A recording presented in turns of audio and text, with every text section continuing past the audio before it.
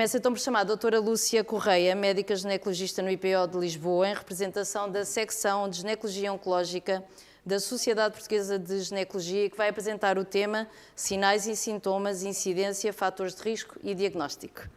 Doutora Lúcia, tenho isto para si. Muito obrigada. Olá, muito boa tarde a todos. Então, o meu nome é Lúcia Correia, sou ginecologista no IPO de Lisboa e passava então a falar-vos sobre aquele que foi o tema que me foi pedido, começando então, se calhar, e antes de falarmos do que é o cancro do ovário, falarmos do que é que são os ovários, não é? Porque começa tudo por aí. Os ovários não são mais do que dois órgãos ginecológicos, são os responsáveis pela produção das hormonas femininas, são os responsáveis pela produção dos óvulos necessários a uma gravidez, localizam-se, se isto funcionasse, lateralmente ao útero e aderente às trompas. E é do crescimento descontrolado das células dos ovários que vai então surgir, ou que vão surgir os diferentes tipos de cancro do ovário.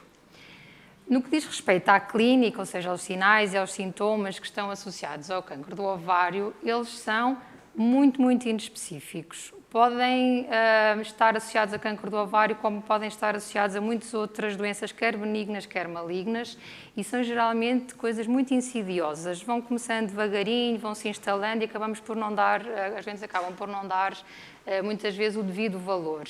Desde dores, ao aumento do volume abdominal, um infartamento, andarem mais cansadas, até que têm queixas que associam ao intestino e não tanto aos ovários, porque a maior parte das vezes nem se lembram de um órgão tão pequenino que está localizado lá abaixo na pelvis. Queixas urinárias, até pela própria pressão que faz sobre a bexiga, para além de um conjunto de outros sintomas vários, desde tromboses venosas, ficarem mais magras, terem hemorragias vaginais, mas nenhum deles muito específico de um cancro do ovário. Portanto, a ginecologia às vezes acaba por ser o último especialista ao qual recorrem, porque ninguém se lembra que poderá ser sintoma desse cancro.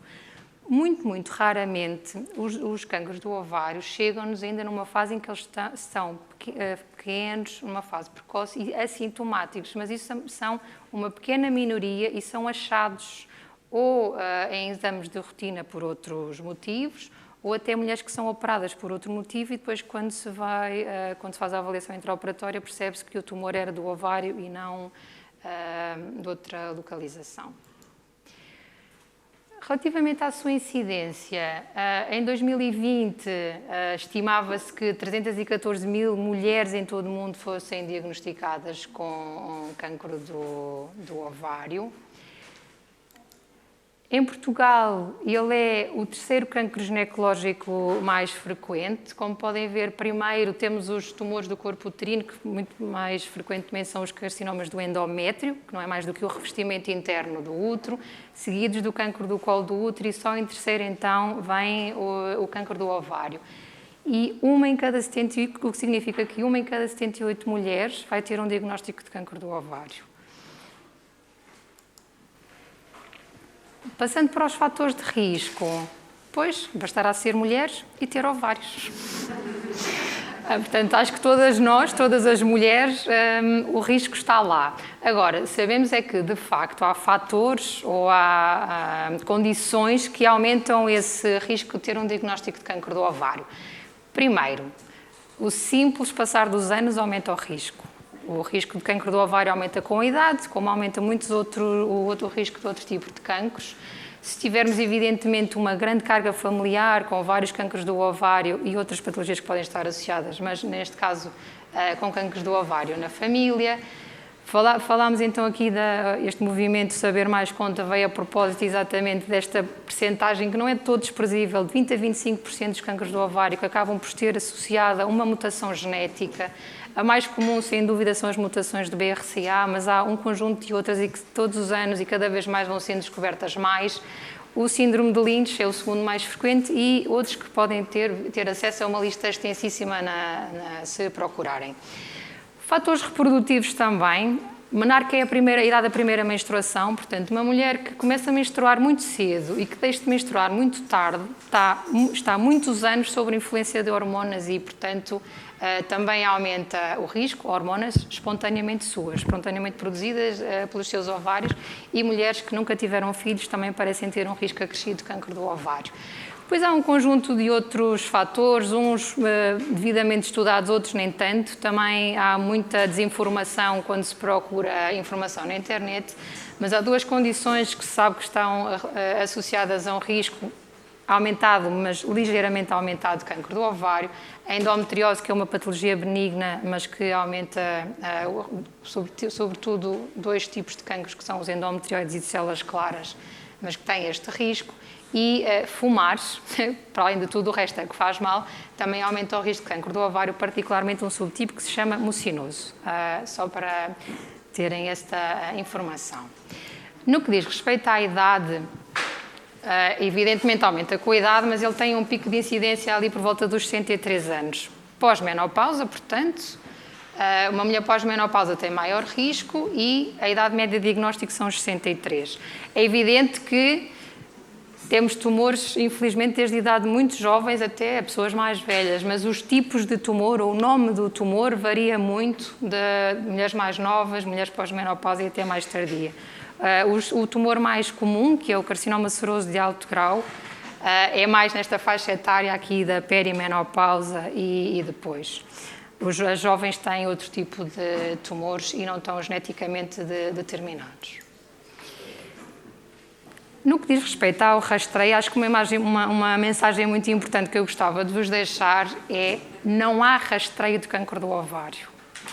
Não há ecografia de rotina para isto, não é a citologia que vai detectar cancros. Existem rastreios para patologias ginecológicas, sim, o colo do útero, sem dúvida, a citologia, a pesquisa da HPV, o cancro da mama, mais do que conhecido.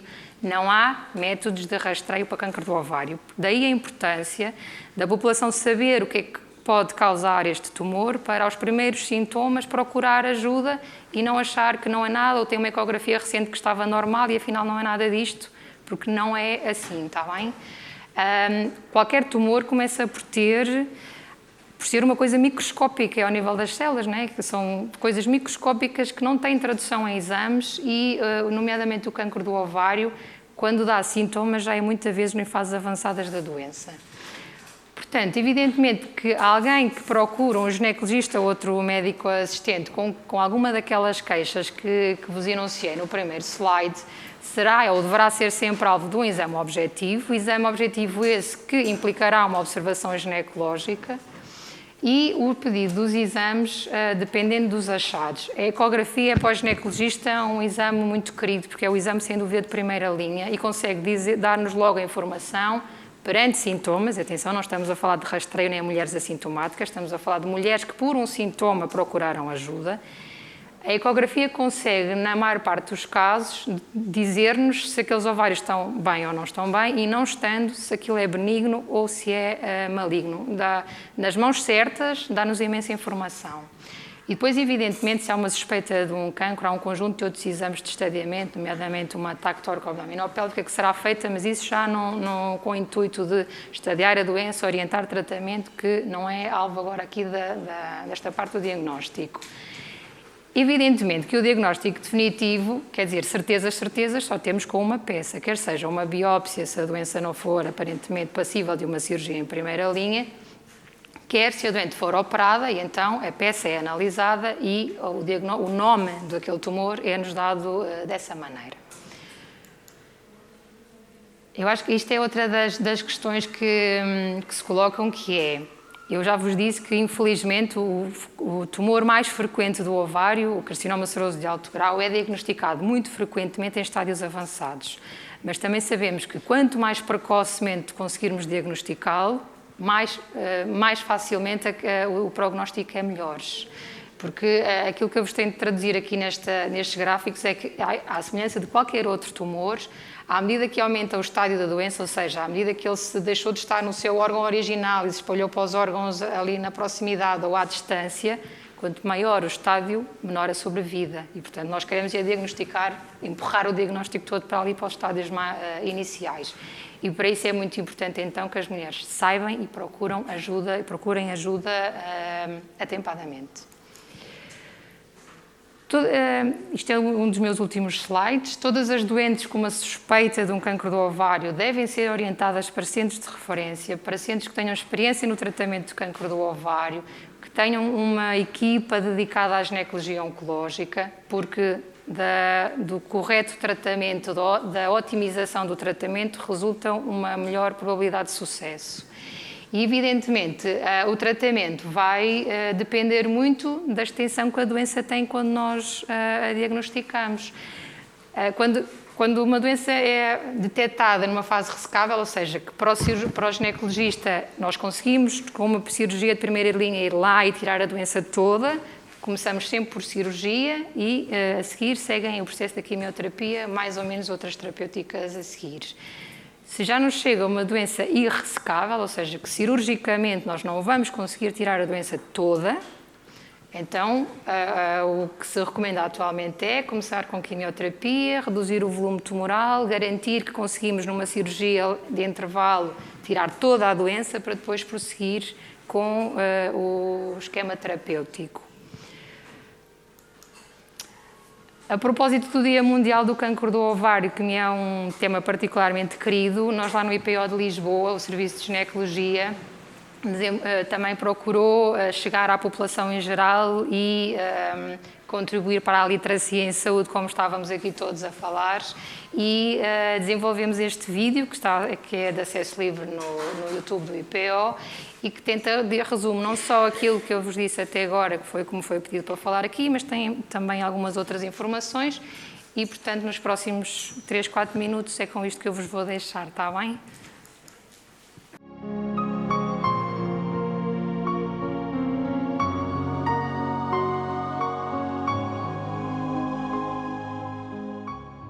Localizados na pelvis, um de cada lado do útero, os ovários são responsáveis pela produção de hormonas e pela formação dos óvulos necessários para que ocorra uma gravidez.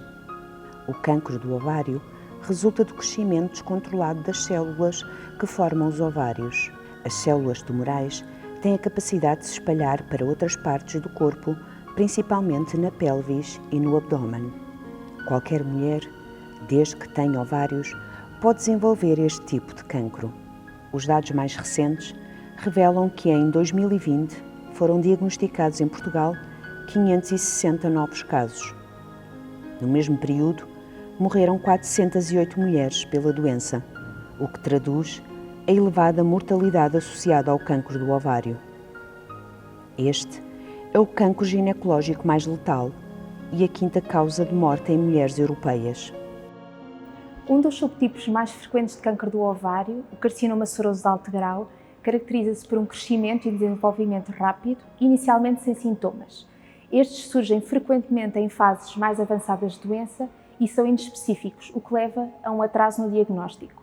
Queixas como obstipação, distensão abdominal, sensação de inchaço, enfartamento, menor tolerância ao esforço e perda de peso são sintomas pouco específicos e que fazem diagnóstico diferencial com doenças benignas e malignas.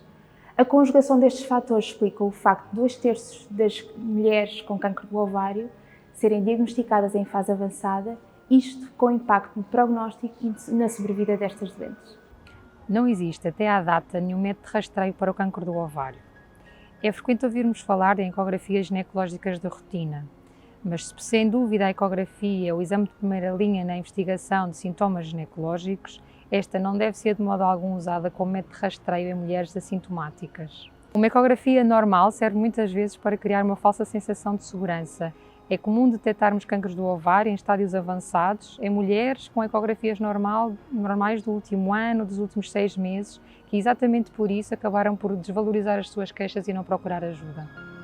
10% dos cancros do ovário são hereditários, isto é, ocorrem em mulheres portadoras de uma mutação genética que lhe confere um risco acrescido de vir a desenvolver este tipo de cancro. Um aumento do risco não significa obrigatoriamente que vai ter um cancro do ovário, mas a probabilidade de tal acontecer é muito superior à população geral e acontece numa idade mais precoce. Se considerarmos a população em geral, não há nenhum método preventivo para o cancro do ovário. No entanto, está descrita uma diminuição desse risco em mulheres que tomam a pílula, fizeram laqueação de trompas ou cujas trompas foram removidas por outro motivo, quando se tem um estilo de vida saudável, uma alimentação equilibrada, prática de exercício físico e não se fuma. No entanto, há um subgrupo de mulheres, que são aquelas portadoras de mutações genéticas que lhes conferem um risco acrescido de vir a desenvolver cancro do ovário, em que a remoção dos ovários e das trompas está recomendada por estar associada a uma diminuição de aproximadamente 80% do risco de desenvolver cancro do ovário. É óbvio que da remoção dos ovários resultará uma menopausa, com toda a sintomatologia que lhe está associada, mas poderá ser uma candidata à terapêutica hormonal para controlar exatamente esses sintomas. Qualquer caso de cancro do ovário deve ser tratado num centro especializado em ginecologia oncológica, porque disso depende o prognóstico das doentes. Na maioria dos casos, o tratamento primário é cirúrgico, complementado com quimioterapia. Em estadios avançados, pode ser necessário começar por quimioterapia para reduzir o tumor e permitir uma cirurgia menos agressiva. O diagnóstico precoce é essencial.